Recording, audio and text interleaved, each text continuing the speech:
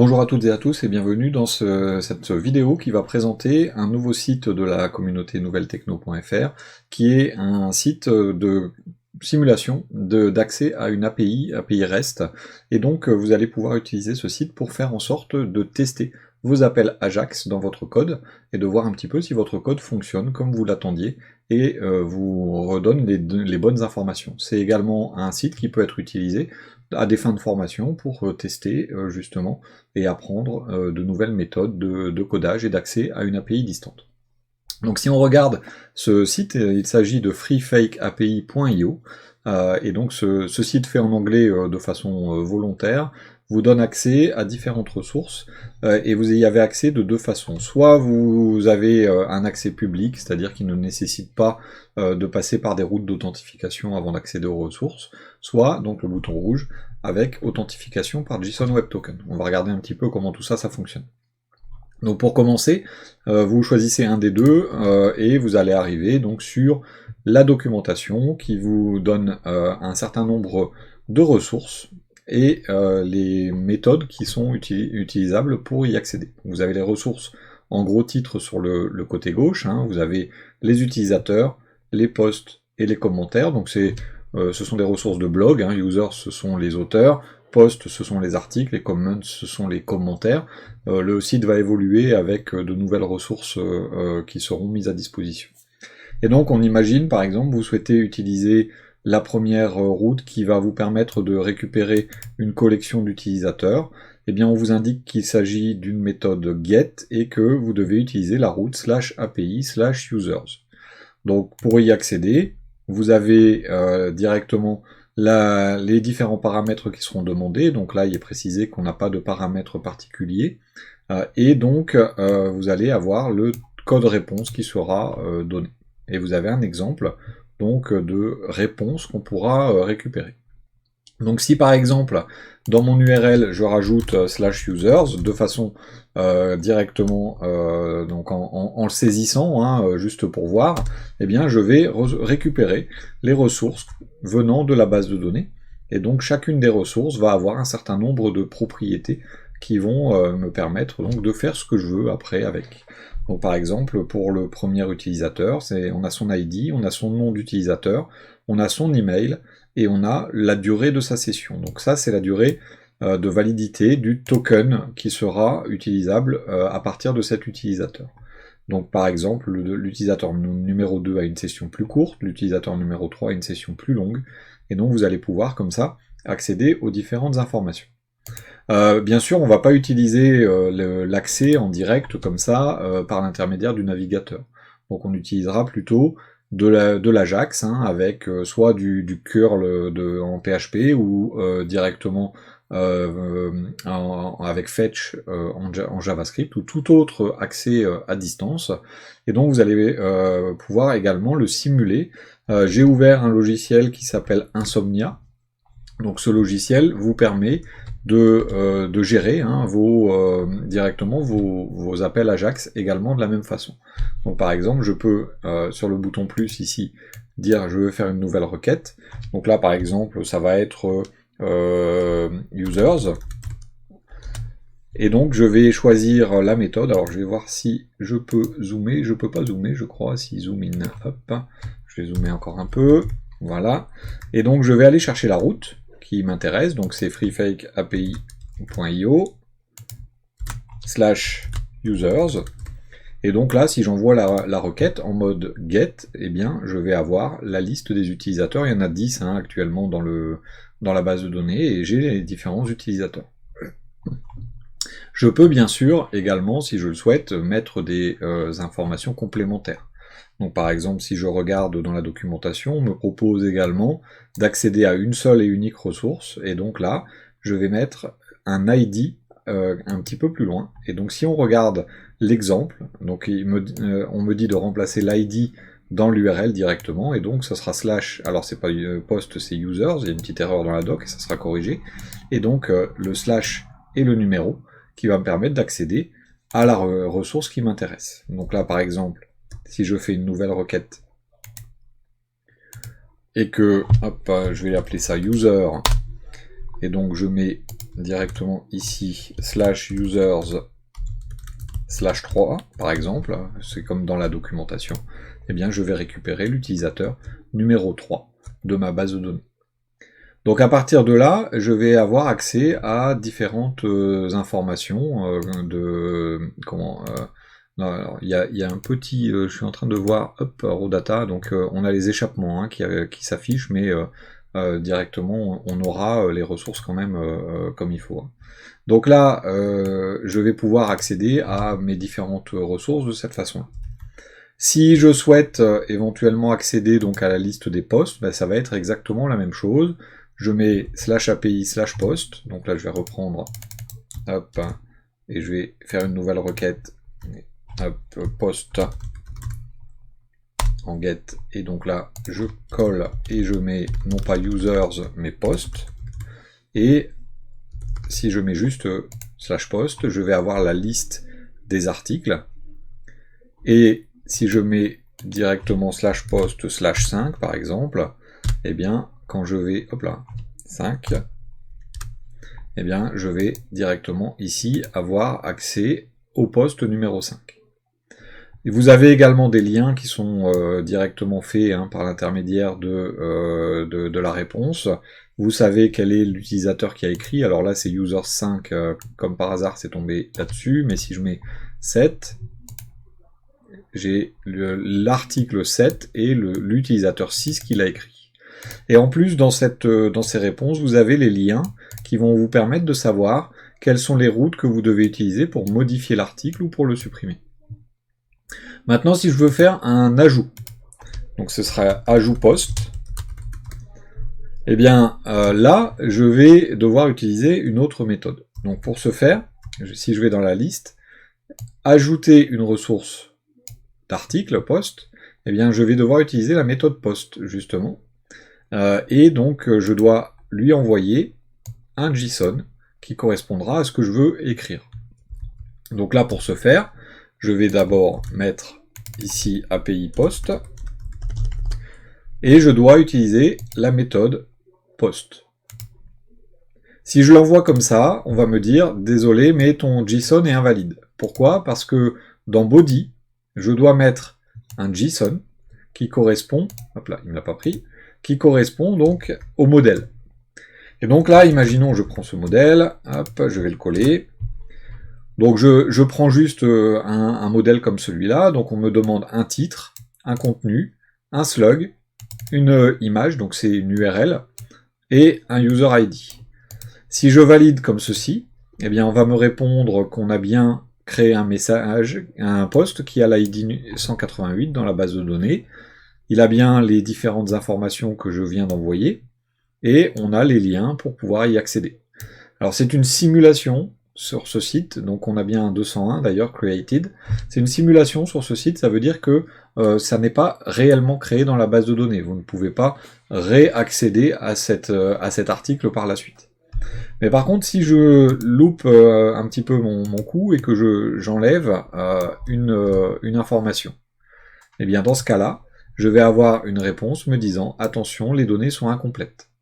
Il me manque le titre. » Si je me suis trompé au niveau de l'image et que j'ai mis n'importe quoi, donc je vais mettre, tiens, brouette, ce n'est pas une URL, je vais envoyer, et on va me dire que l'image n'a pas une URL valide. Donc il y a une validation des données avant de faire en sorte donc de pouvoir créer l'article en question. Donc tout ça, on peut le faire, bien sûr, en mettant donc les différentes infos qui sont prévues dans la doc, ici. Si je veux mettre à jour, je vais utiliser la méthode put. Donc si, par exemple, je fais... Alors je vais aller chercher... Tiens, je vais faire une nouvelle requête. Update, donc mise à jour post. Donc je fais la mise à jour d'un post. Alors d'abord, je vais aller chercher... free fake API, je vais aller chercher tous les posts, hop là, il ne l'a pas pris, free fake API, comme ça. Donc si je vais chercher tous les posts, on va imaginer par exemple que je veux modifier le post numéro, voilà, le numéro 9, et je veux modifier la totalité du poste, ou en tout cas au moins une information. Alors pour ce faire, ce qu'il faut, c'est que je renvoie la totalité des informations qui m'intéressent, enfin du poste en question. Donc là, je vais devoir lui dire que c'est le numéro 9, /9, donc c'est le principe de fonctionnement d'une API REST. Et donc en JSON, avec la méthode put, je vais devoir lui renvoyer la totalité des informations concernant l'article en question. Donc là, si je fais maintenant, si j'envoie, ça changera pas grand-chose, puisque j'ai juste copié-collé.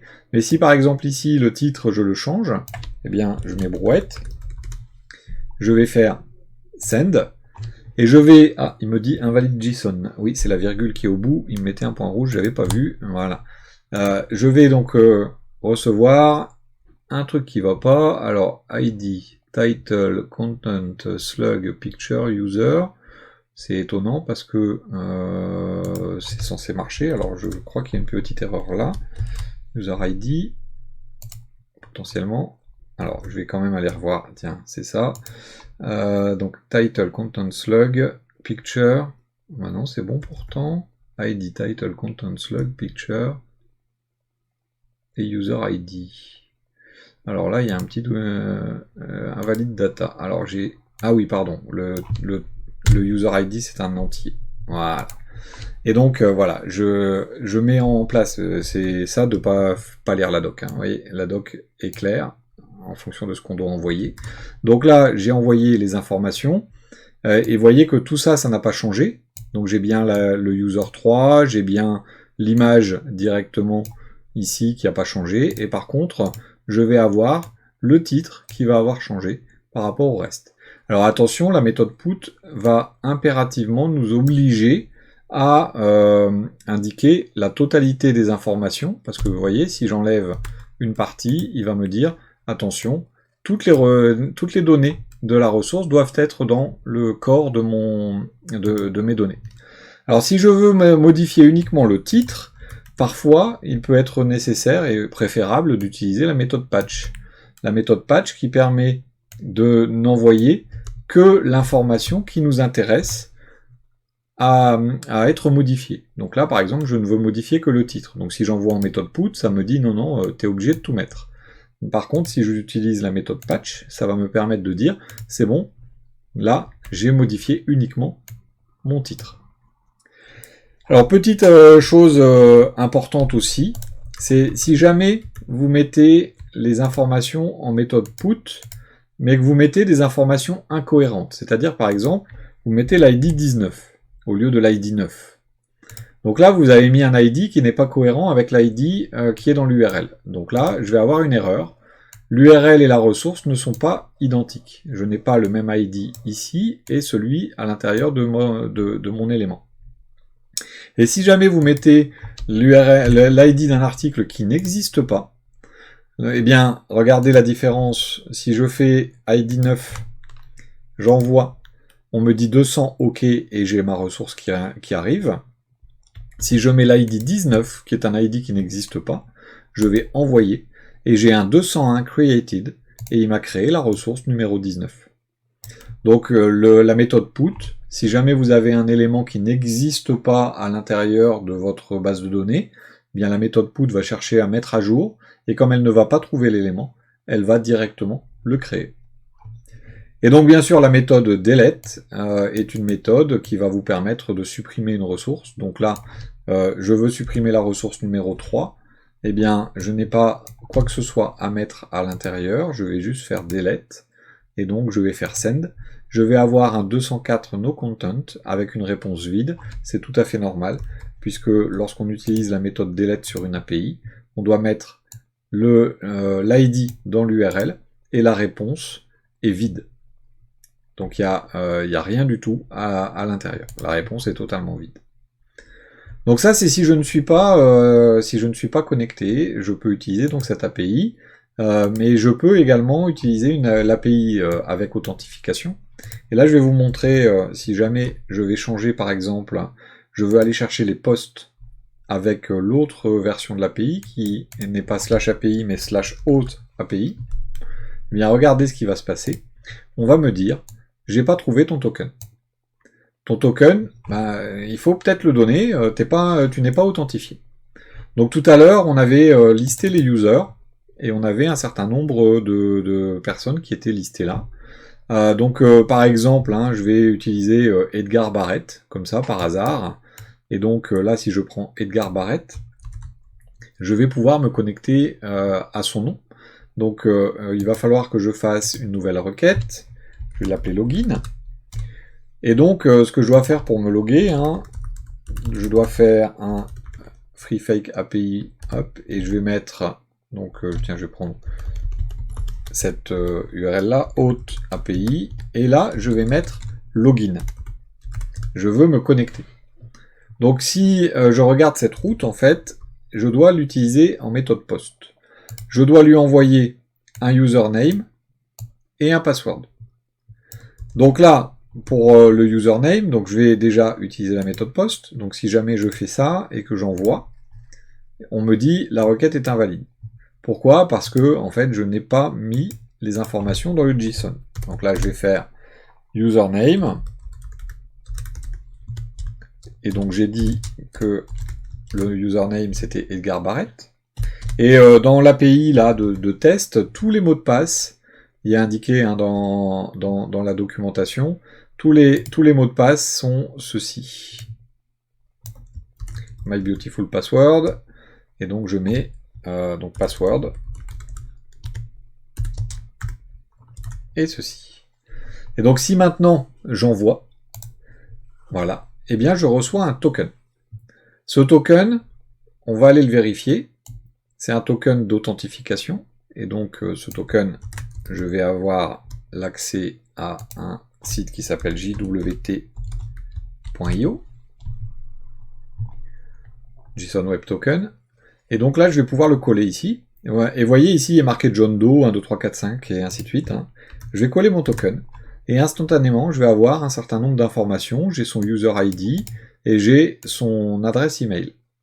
Et j'ai issued at, c'est la date et l'heure de création du token. Donc là, c'est le 2 septembre à 18h14. Et je regarde l'expiration, c'est le 3 septembre à 18h14. Pourquoi? Simplement parce que pour cet utilisateur-là, si je reviens sur Users, l'utilisateur Edgar Barrett a 86 400 secondes de validité de token, ça correspond à 24 heures. Donc là, j'ai récupéré donc ce token qui va me permettre d'accéder aux autres routes. Et pour ce faire, je vais par exemple aller dans la route post que j'ai changé tout à l'heure. Donc c'est bien auth API, donc on me dit bien token not found ici. Et bien dans auth, ici, donc autorisation, je vais lui dire que j'ai un token, donc c'est un bearer token, et je vais coller mon token à cet endroit-là. Et là maintenant, si je fais send, j'ai bien l'utilisateur numéro 7 qui m'est envoyé. Donc j'ai bien accès aux données. Si ce token est modifié un tant soit peu par quelqu'un, je fais send. Là, il me dit le token est invalide. Si jamais le token est absent, bien sûr, je vais avoir token not found. Et si le token a expiré, ça dira token expired. Donc, si je peux faire pareil avec n'importe quelle route, je fais send, j'ai accès aux différents posts. Je vais avoir ensuite ici users. Je peux accéder à toutes les données. Vous voyez, j'ai accès à toutes les données à partir du moment où j'ai le token. Et toutes ces routes sont protégées si je n'ai pas de token. Donc voilà pour le fonctionnement de cette API. Elle sera amenée à évoluer. Il y a 2-3 petites erreurs que j'ai pu identifier là pendant la présentation au niveau de la documentation. C'est un site qui est vraiment lancé il y a très peu de temps, donc il y a encore 2-3 petites coquilles. Mais donc vous pouvez l'utiliser à loisir pour faire en sorte donc de mettre en place et de tester l'accès à une API depuis vos codes, et donc de voir un petit peu comment tout ça peut fonctionner. Donc voilà, j'en ai terminé pour cette présentation. Merci à toutes et tous de votre fidélité. N'hésitez pas, si vous souhaitez, le petit pouce, ça fait toujours plaisir et ça fait monter la chaîne. Je vous remercie beaucoup pour votre attention et je vous dis à très bientôt.